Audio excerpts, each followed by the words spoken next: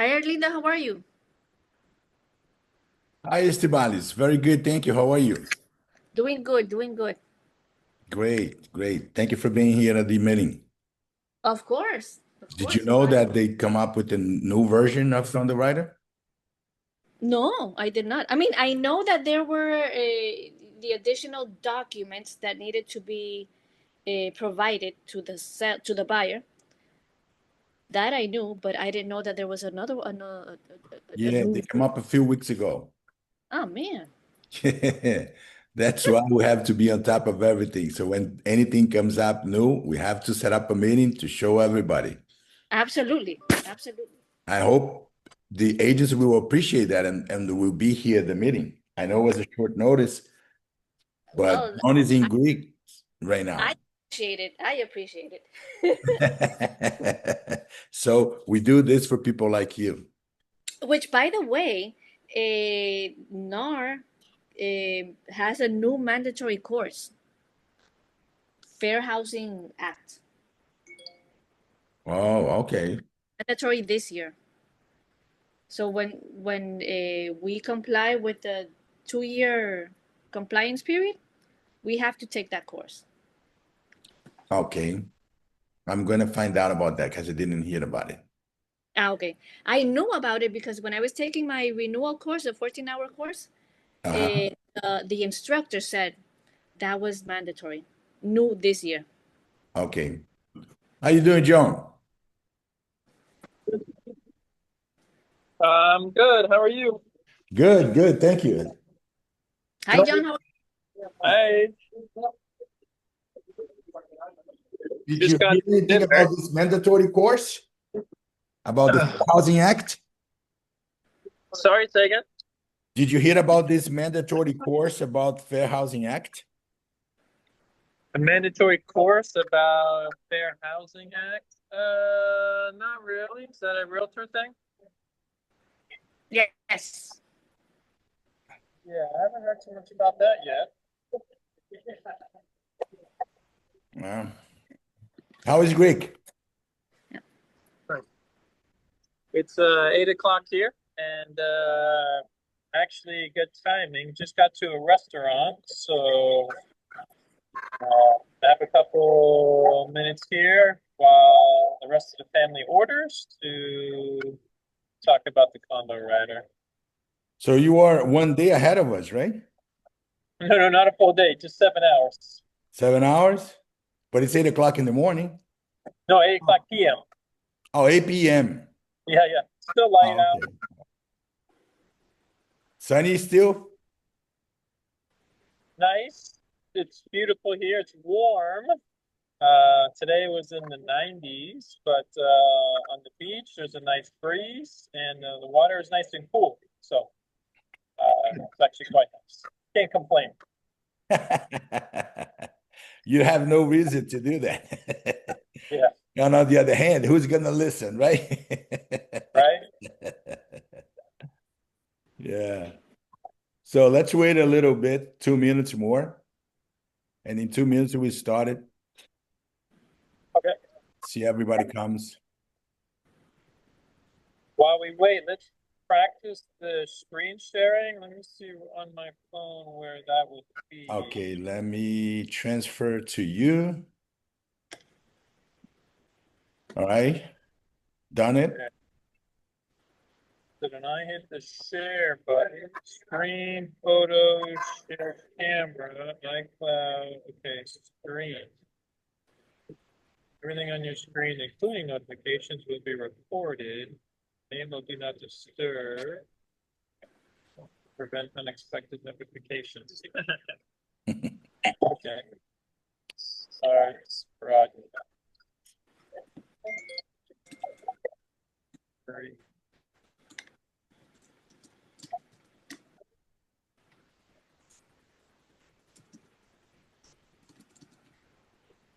Okay, so open my email. You are sharing your screen, share device audio.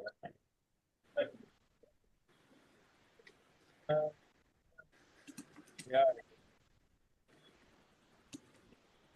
Okay, so then email to this and to this.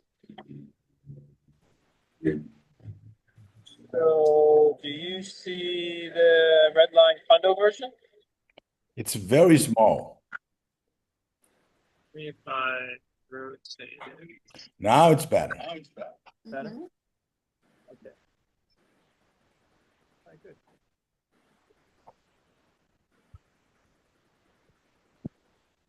Significant changes, eh?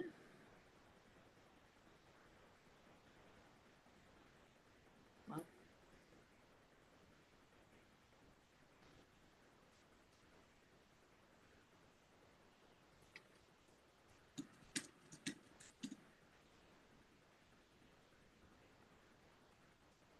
All right. You put too much on the top, and that covers the screen sharing. Yeah. See if you can minimize that screen. Oh, Yes, okay. that's what I'm trying to do. Oh, okay, cool. Yeah, get rid of it. Be right off. Okay, cool.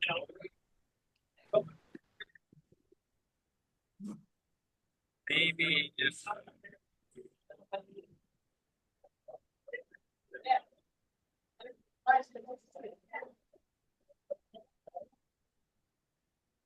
You brought it back.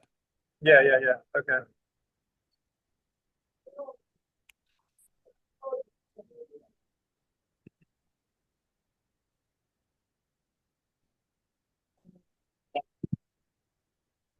Ready when you are. All right, guys. Welcome to our meeting. And the reason for this meeting, I posted on our chat, is because NAR came up with a revised version of Condominium Writer. And once it's a very important document when you are dealing with condominiums, I called John and we set up this meeting so we can show you the changes.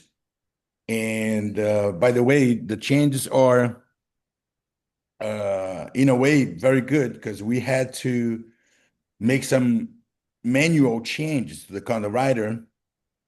But right now, we don't need to do that anymore because they included. So John is going to explain us the changes, what happened to the changes, and how we're going to fill up, and what is the benefit of this to the buyer, and we go from there. All right, John, one more time, thank you so much for being a great support for One Way Realty Group. I know you are on vacation, far from here, but you still got the time to be here with us. Thank you. By the way, you're the only brokerage and broker I'm doing this for. So I appreciate your loyalty to our company. And so I'm doing this on vacation to support the realtors as well, because this condo writer became effective July 1st. So this is currently on Forum Simplicity. So it's going to be good to know exactly what the changes are. So let's jump right in. And basically, right off the top, whatever's in red are the additions. Whatever's crossed out in red are the deletions. So, very first page, very first paragraph, they go right into listing the association name, contact person, phone number, and email. This was on the last page, if you remember. Now they put it at the very top. And also at the very top, they talk about different types and how many riders we need. So very first paragraph, very first edition, it says, if property is part of a master or other homeowners association, seller shall complete rider B, which is a homeowner association addendum. That's more for when condos are part of a larger development and there's homes and there's condos. We don't really have that in our area.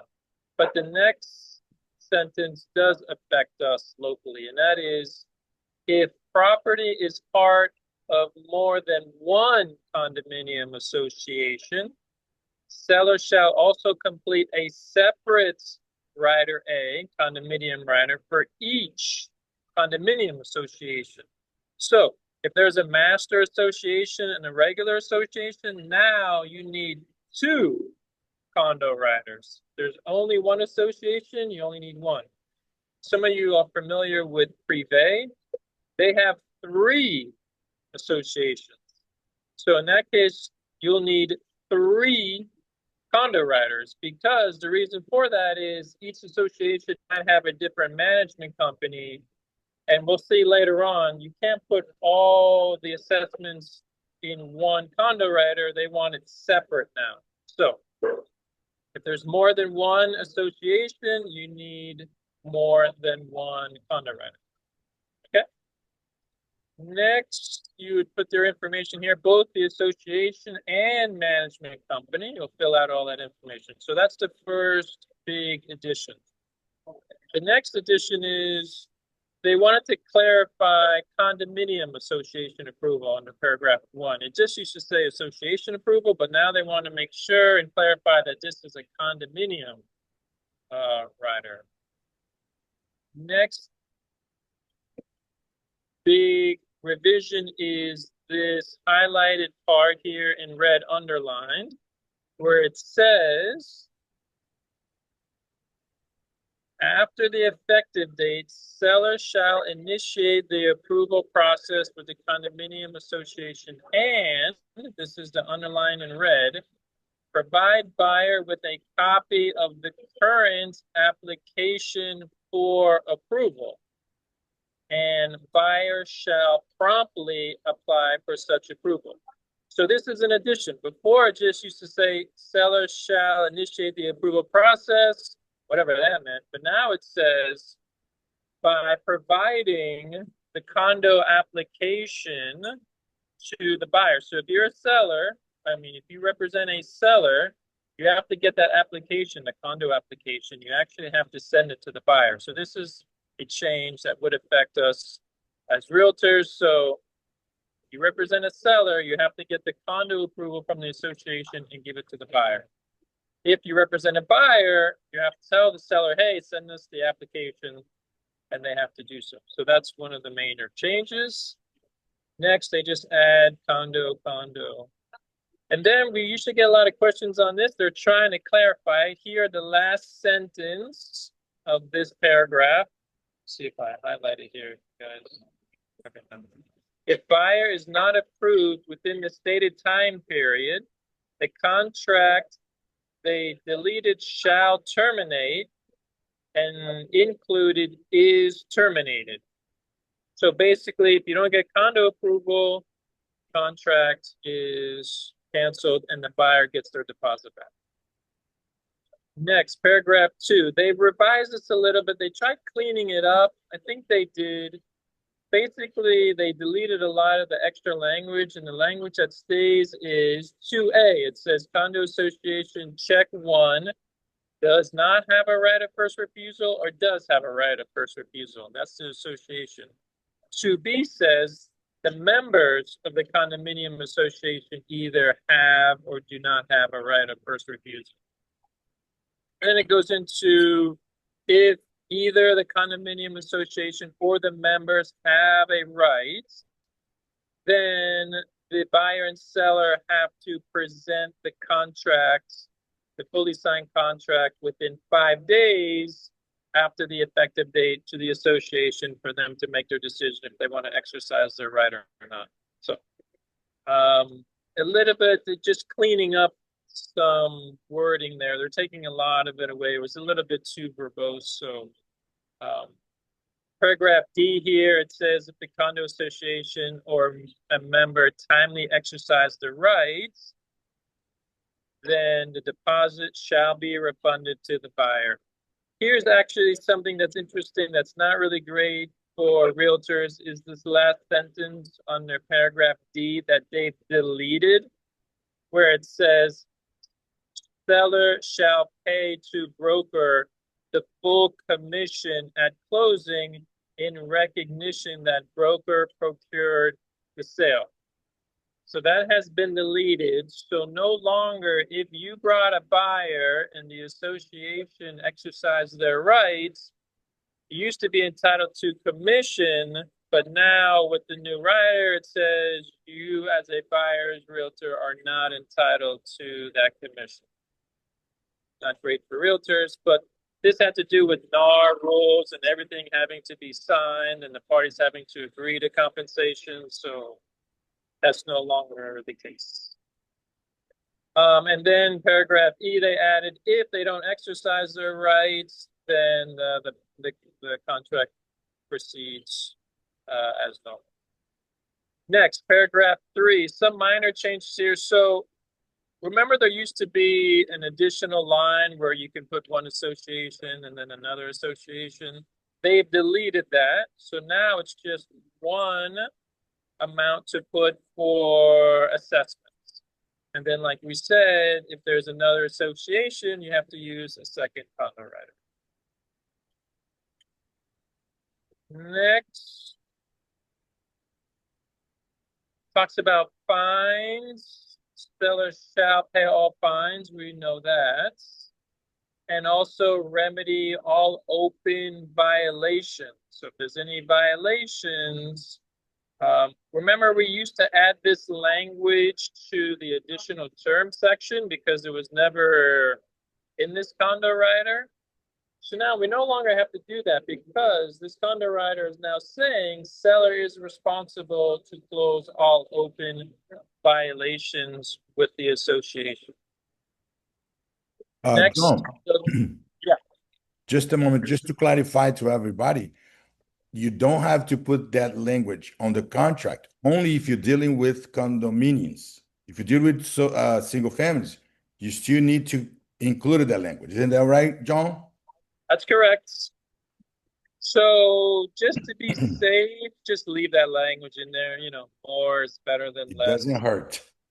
So yeah, just keep it in there. If you forget, I know some realtors don't put that extra language. You're protected here if there are violations against the seller.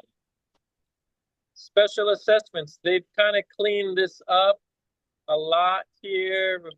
Basically, what it's saying is under paragraph CI, if the condominium association has levied any special or additional assessments as of the effective date, then, as we did before, you get to check the box. Buyer will pay for it or seller will pay for it. If it's left blank, the seller will pay all such assessments in full prior to or at closing. And you see the word levied there, they define it below, but basically levied means approved. We went to a meeting and the association approved a special assessment. That's what levied means. It means it's an approved special assessment. So always be very careful, depending on who you represent and how the negotiations are going. You want to make sure this box is either checked for buyer and or for seller. John, Okay?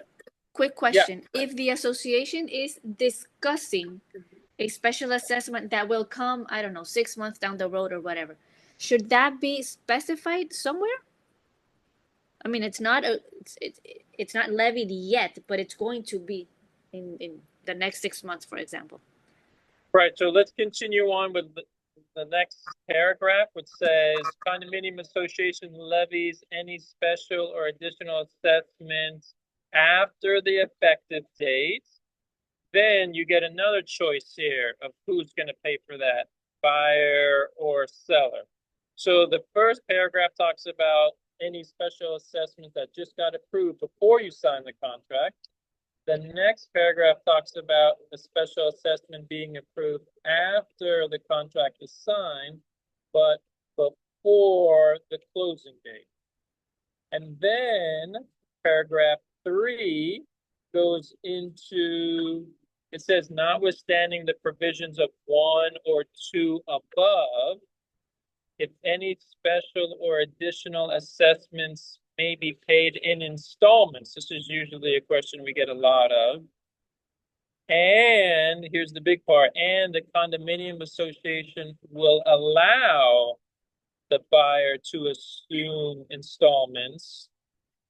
Then you can check off a box of who pays for that. buyer or seller. If the association says no, we don't allow buyers to continue paying the installments, then the seller has to pay those assessments in full. So I'm not sure, did that answer your question? Because those are the three things they listed. Prior to contract signing, if there's any special assessments, you get to choose who pays for it. After contract signing, but before closing, you get to decide who pays for it. And also, if there's installment payments that can be paid, there's an opportunity to select buyer or seller who pays for that. Otherwise, yes. They've deleted a lot. Go ahead. No, yes, more or less. I think it's more a matter of disclosing to the buyer that this will come down the line. Yes. Okay. Thank you. Okay. And then this is where paragraph 4 comes in. So it says that seller is aware, and this is where you do the disclosure part you just talked about. Seller is aware of the following special or additional assessments, and it goes in those blank lines there. And it says to include the purpose of the assessment and amount. So for elevator repairs, $300 a month for the next 2 years, something like that. So seller has to disclose. It says seller is aware. So if seller's saying they're not aware, then we get into the issues of getting the minutes and the agendas and that whole thing. So it's best if you represent a seller to have them disclose any and all special assessments. I'm supposed to take this up.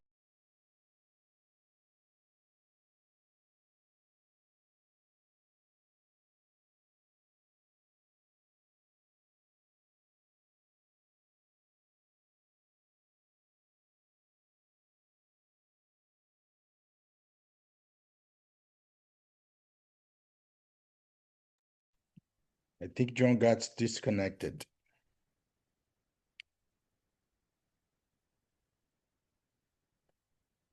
Let's wait a little bit. I'm probably going to share my screen.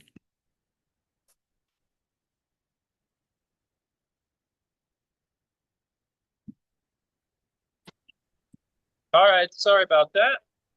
It said to remove all notifications, but I guess I didn't do that. So let's go back to share.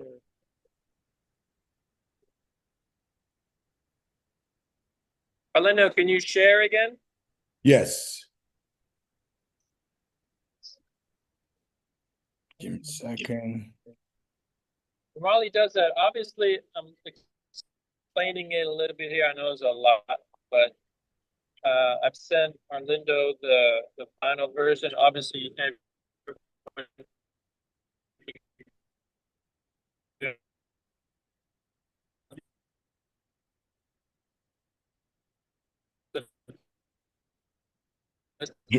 John, I don't know if you can hear me, but you're breaking up. Okay. Okay. How about now? Is everything okay? Yes. Yeah. Okay. And I already So posted to you. That's the special assessment part. Paragraph 4, they just added We don't the word have the screen. Oh. Let's see.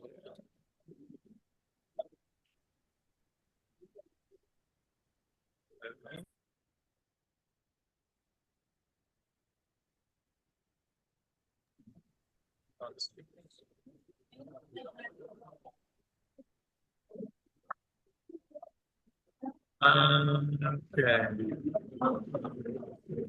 Share screen. Start broadcast. Okay. 3, 2, 1.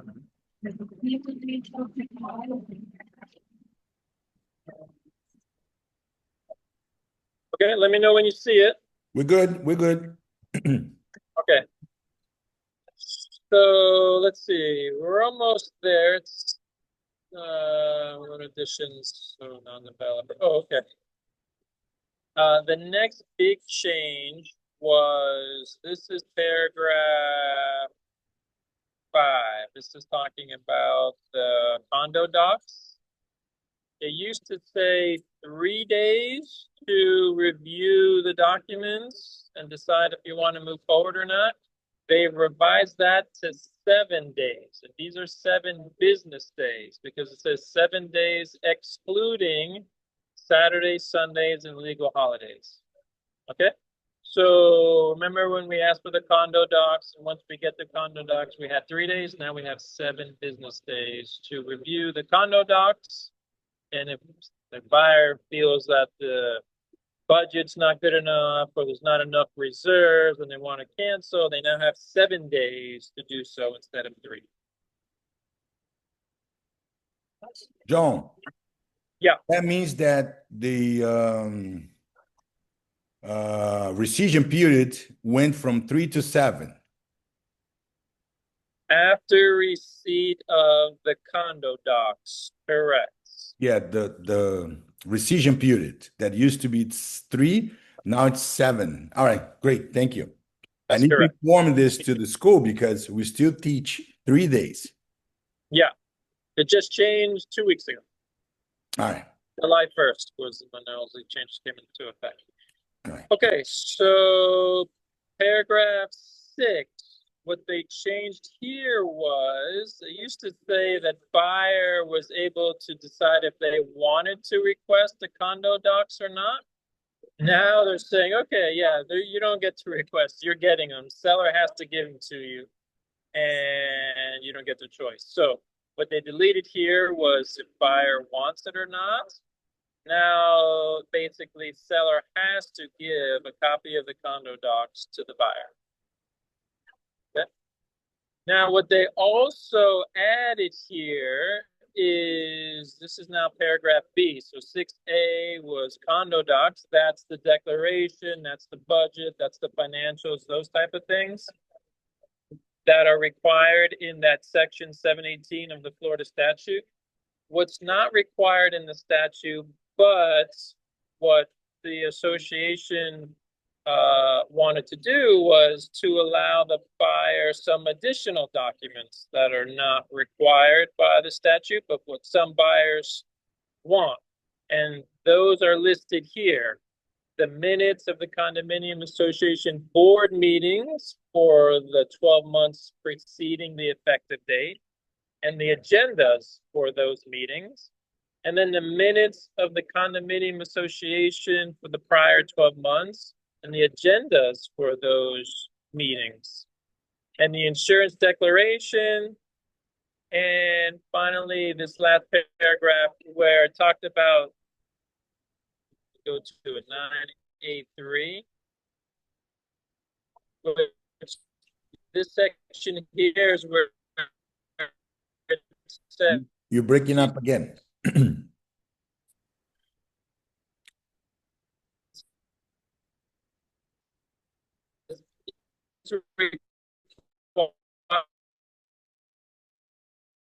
dates, but you have them prior to closing, that you have to provide us those reports.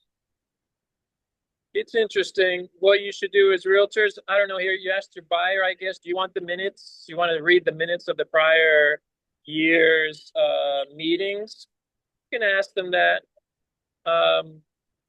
Personal choice. I guess it's up. Some buyers want to read everything. Some buyers don't care. So it's up to you whether you want to check off these boxes or not.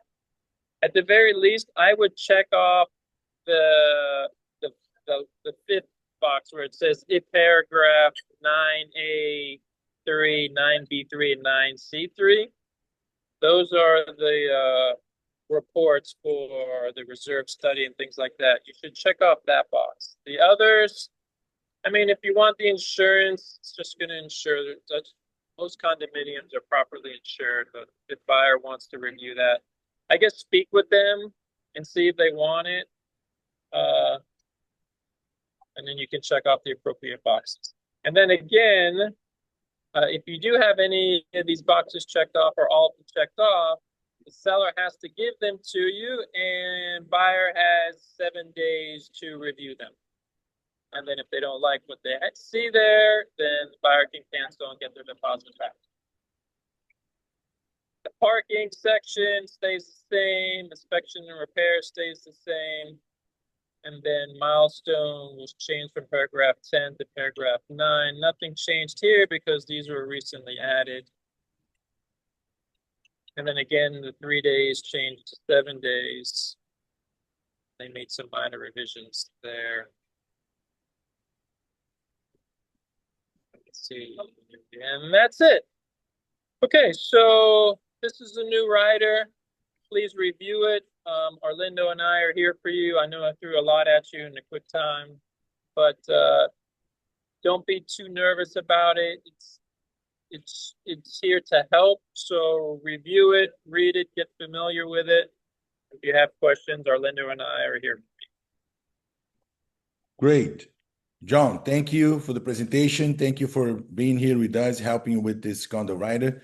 And to point something very important that John already said is that don't be, so concerning about if you got all the changes. The idea is that to know that there are changes, they come up with a new version of the condo writer and what do we need to do. Now, when you are dealing with a condominium sales, you're representing a buyer, you have to fill up the condominium writer. Then you have me and John to help you filling up this new form. So don't concern you about it. It's a lot of things to digest.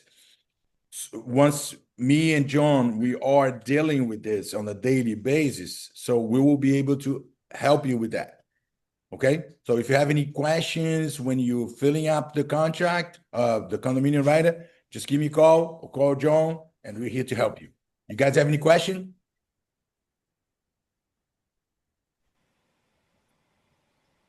Arlindo, I have an observation.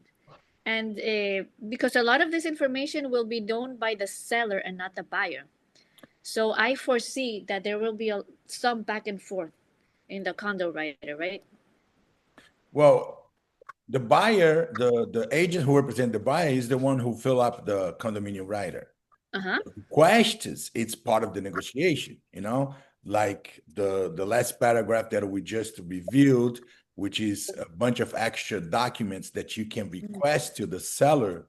Now, the seller could say, well, I don't have it. That's a part of the negotiation. The same thing as when you are dealing with a special assessment, which is important that the seller will be responsible, if he agreed to that, is to pay the existing special assessment, not future special assessments. So we had to do this change manually. I think John remember that. Actually was me helping a friend of mine to purchase a condominium, and he was not comfortable with the fact that the condominium writer only protects him up to the effective date. So he wants to be protected all the way to the closing date. Then we have to manually insert the language so he would be protected from the time frame between the effective date and the closing date, which now is already on the condominium writer, and we don't have to concern about that. So this is all part of negotiation. Okay, understood. Now, do you remember that?